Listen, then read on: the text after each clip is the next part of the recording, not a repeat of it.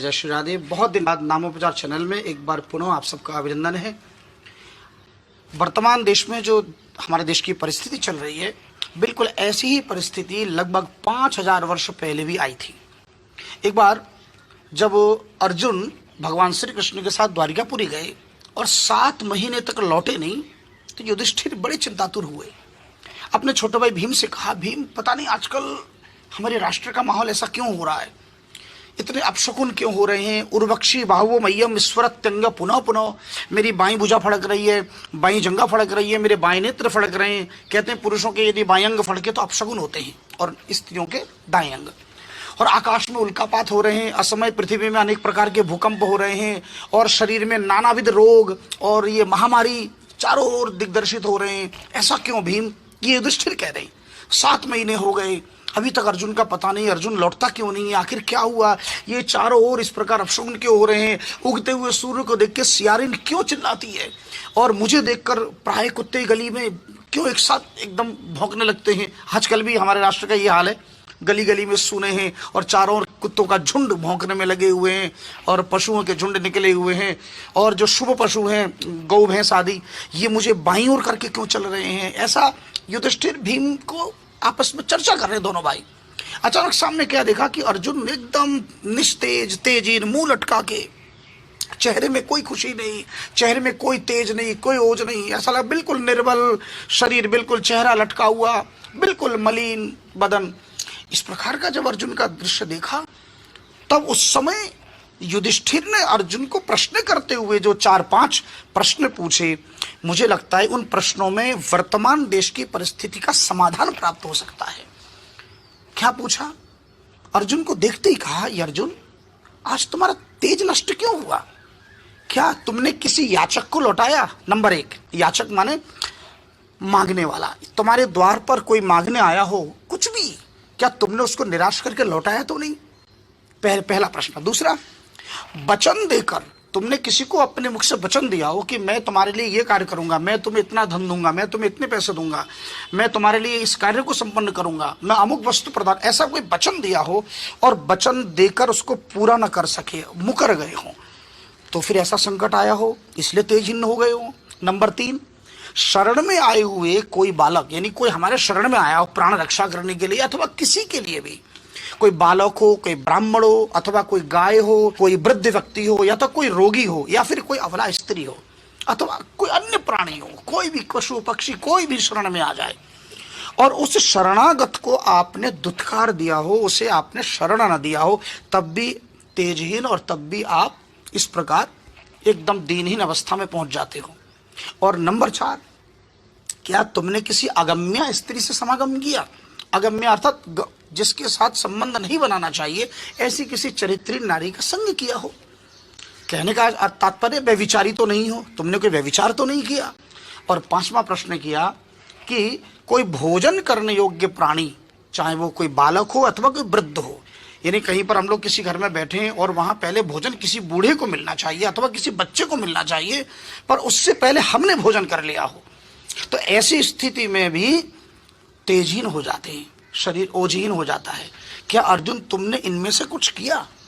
और उस समय अर्जुन जो रुदन करते हुए फूट गए, उन्होंने कहा, प्रभु वंचित हो हम महाराज, हे गोविंद, बड़े भ्राता भगवान श्री कृष्ण हम सबको छोड़कर अपने धाम को चले गए। अर्थात जब भगवान पृथ्वी का त्याग कर देते हैं और कली का आगमन होता है, तो उस समय भी इस प्रकार के घटनाएं घटती हैं और प्रतिपल सृष्टि में ये जो प्रलय चलता है, प्रतिपल ये घटनाएं घटती रहती हैं।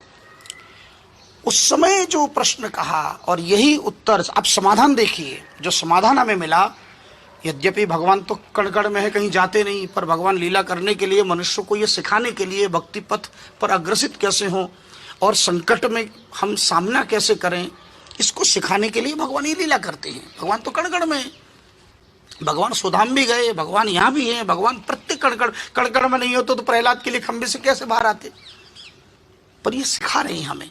तो उस समय द्वितीय स्कंद में परमहंस सुखदेव जी ने उत्तर देते हुए कहा, बोले हमारे जीवन में बड़ी से बड़ी विपत्ति आ जाए, बड़े से बड़ा रोग आ जाए, बड़े से बड़ा संकटों का पहाड़ टूट पड़े, तो उस संकट से निकलने के लिए केवल एक ही उपाय है। तब क्या कहा दूसरे स्कंद में, बिल्कुल प्रथम अध्याय के 5वें श्लोक को स्वर्ण जटित श्लोक है कि तस्माद् भारत सर्वात्मा भगवान ईश्वरो हरि श्रोतव्यः कीर्तितव्यश्च स्मर्तव्यश्च इच्छता भयम। श्रवण, कीर्तन और स्मरण, उस भगवान ईश्वरो हरि। देखिए भगवान शब्द का प्रयोग ईश्वर और हरि तीनों शब्दों का प्रयोग, जबकि तीनों एक ही है। श्री कृष्ण ही भगवान है, श्री कृष्ण ही ईश्वर है और श्री कृष्ण हरि ही है। हरति भक्तानां दुःखम क्लेशम इत्यादि, जो भक्तों के सारे क्लेश हरण करे, दुख हरण करे, आपदाओं को हरण करे, इसलिए वो हरि है। और षडैश्वर्य संपन्न है, इसलिए वो भगवान है। और सर्वत्र विद्यमान है भगवान, वो ईश्वर भी है। इसलिए श्रवण, कीर्तन और स्मरण, भगवान की रात दिन कथा का श्रवण करें, भगवान की लीलाओं को श्रवण करें, उनका गुणगान करें, संध्या या सुबह आधा घंटा कम से कम अपने घर में संकीर्तन करें, तो ये महामारी का प्रकोप आपके द्वार से ही मार लौट जाएंगे। और चलते फिरते, सोते जगते, उठते बैठते केवल भगवान के नाम का स्मरण करें। अब प्रश्न उठता कौन से नाम का स्मरण करें, तो इसी द्वितीय स्कंद में 7वें अध्याय में जब 24 अवतारों का वर्णन आता है, तो उस समय धन्वंतरी भगवान का परिचय देते हुए कहा कि धन्वंतरीश्च भगवान स्वयमेव कीर्ति नामना नृणाम पुरुरुजाम रुज आशुहंति। क्या कह रहे, धन्वंतरीश्च भगवान स्वयमेव कीर्ति, अपने स्वनाम धन्य जो धन्वंतरी भगवान है, वो धन्वंतरी भगवान स्वयं नामना नृणाम, इनका नाम लेने मात्र से पुरु रुजाम, यानी बड़े से बड़ी असाध्य बीमारी का रुज आशुहंती, आशु माने अति शीघ्र, यानी नाम लेने मात्र से आपके रोग में तुरंत आपको उस रोग को निदान करने में आपको तुरंत उसका समाधान प्राप्त हो जाएगा, तुरंत आराम मिलने लगेगा।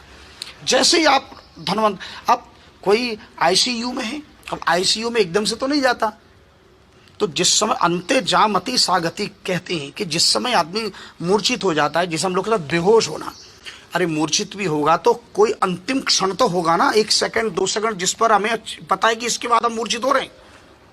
तो मूर्छित होते समय जो अंतिम सेकंड है, उस समय भी यदि एक बार आपके मुख से इस हराय नमः, ओम धन्वंतराय नमः, ओम धन्वंतराय नमः, ओम धन्वंतरी भगवान ने नारद को अपने मुखारविंद से कहा स्वयं कि अच्युतानंद गोविंद नामोच्चारण भेषजात नश्यन्ति सकला रोगा सत्यम सत्यम वदाम्यहम्। हे नारद जी, मैं सत्य कहता हूँ, मैं सत्य कहता हूँ, जो अच्युतानंद गोविंद, ये 3 नाम, अच्युताय नमः, अनंताय नमः, गोविंदाय नमः, अच्युताय नमः, अनंताय नमः, गोविंदाय नमः, अच्युताय नमः, अनंताय नमः, गोविंदाय, इन नामों का आश्रय लेगा।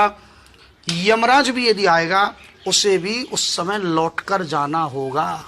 अरे यमराज क्यों नहीं लौटेगा, हमारे हरि के यमराज कौन है, साले लगते हैं भाई।